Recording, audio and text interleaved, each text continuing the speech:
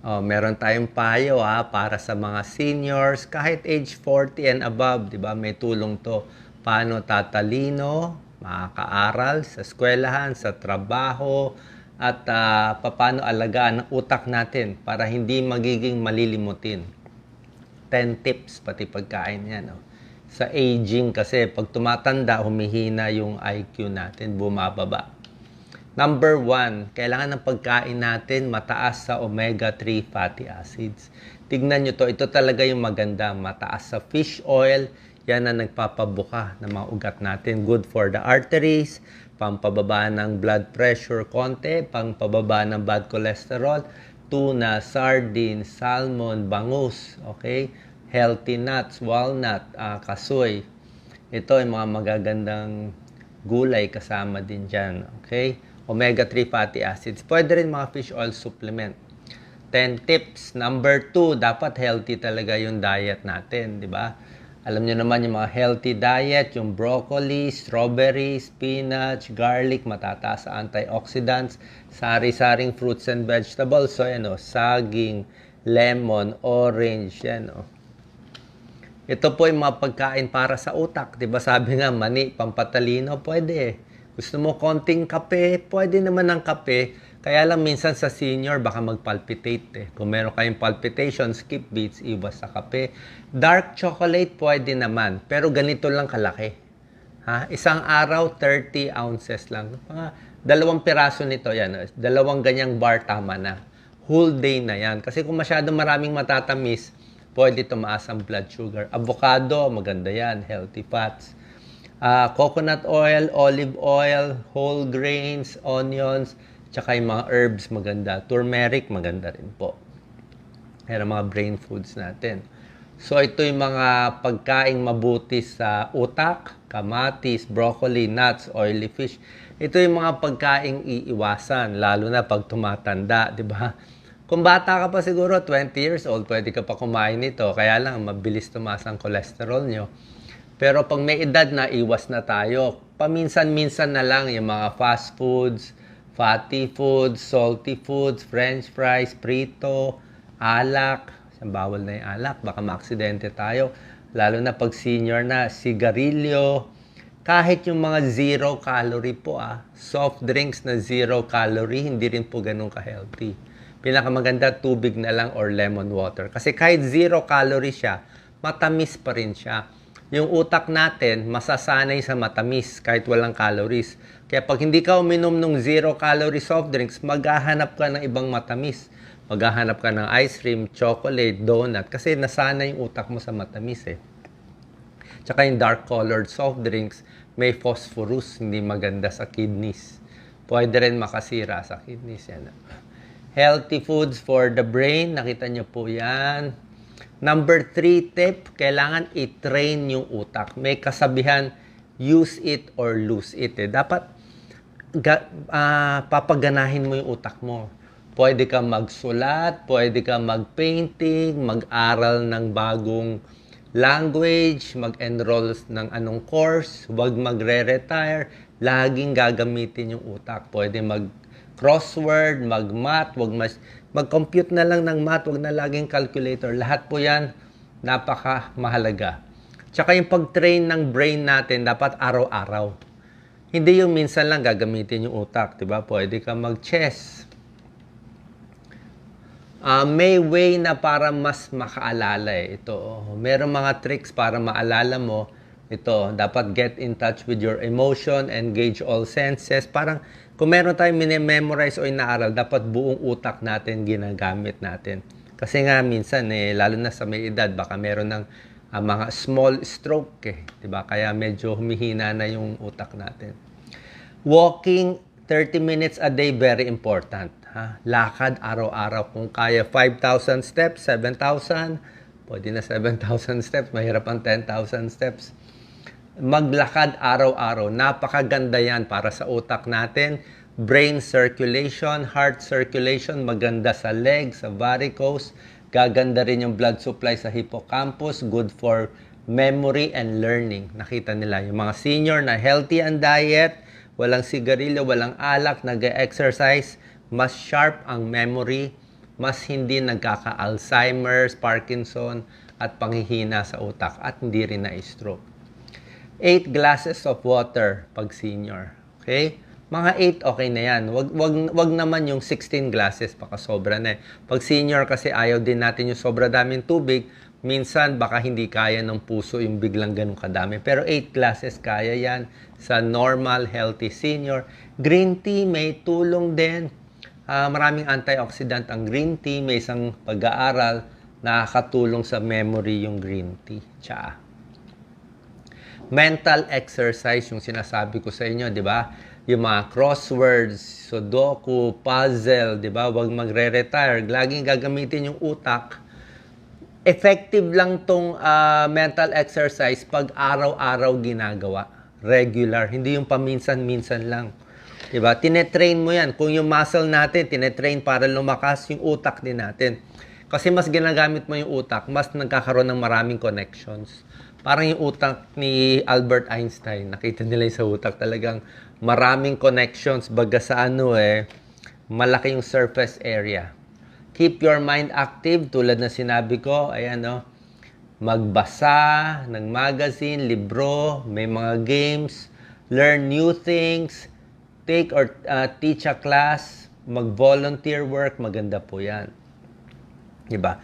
Alam mo, ito rin turo ng mga neurologists. Minsan pag nagtutoothbrush ka, subukan mo kaliwang kamay.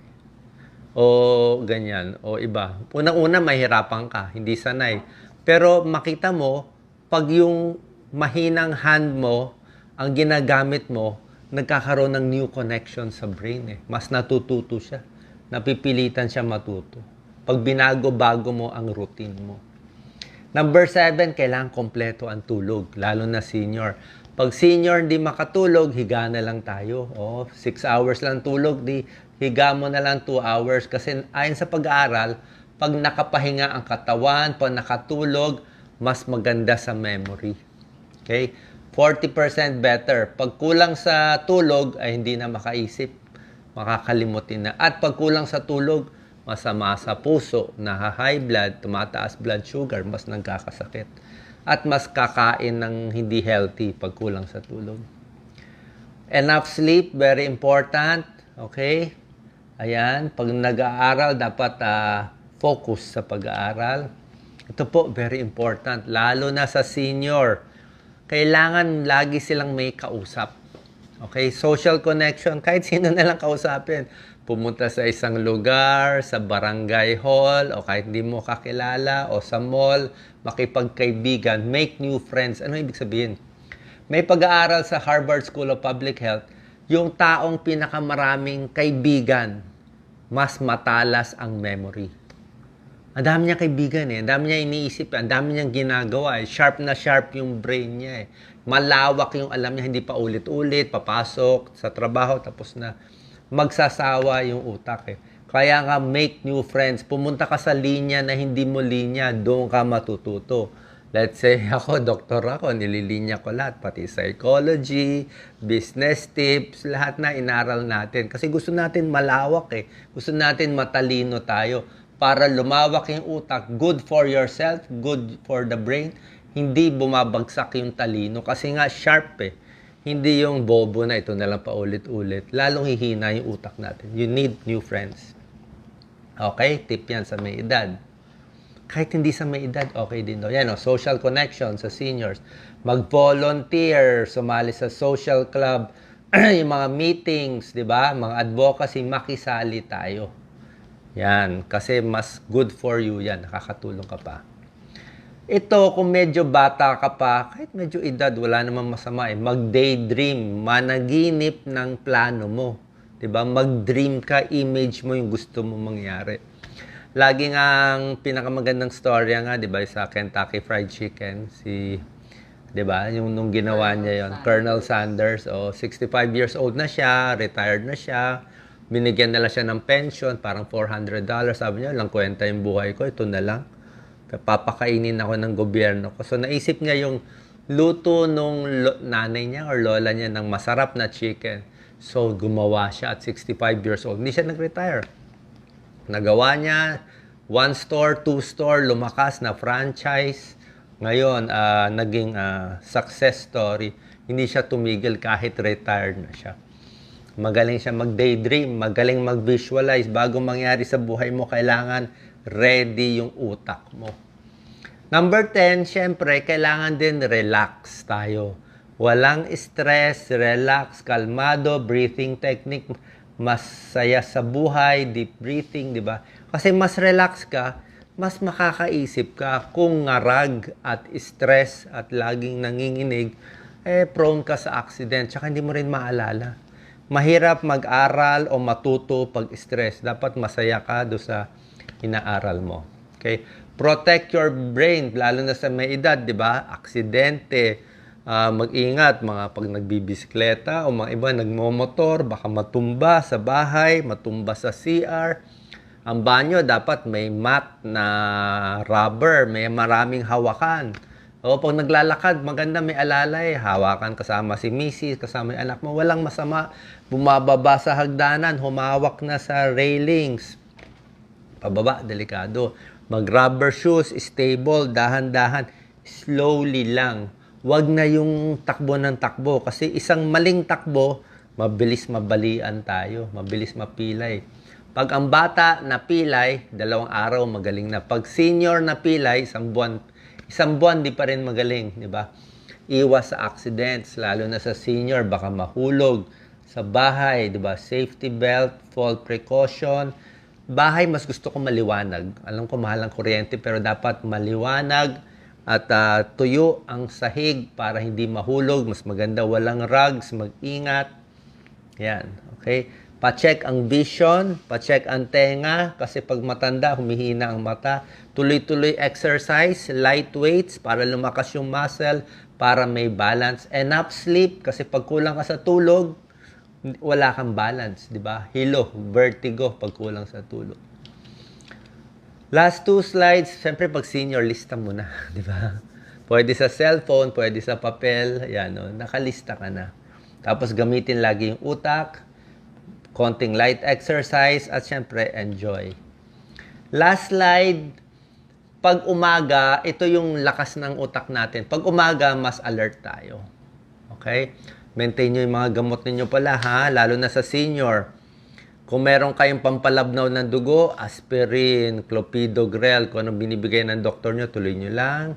Kung anong vitamins nyo, tuloy nyo lang. Magpa-check sa doktor. Dapat controlled yung high blood, cholesterol, diabetes. Huwag magre-retire. O pwede ka mag-retire pero may trabaho ka pa rin gagawin. Okay? Maraming kaibigan.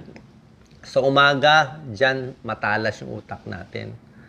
Pag tanghali, 12 noon hanggang 2:00, antukin tayo eh.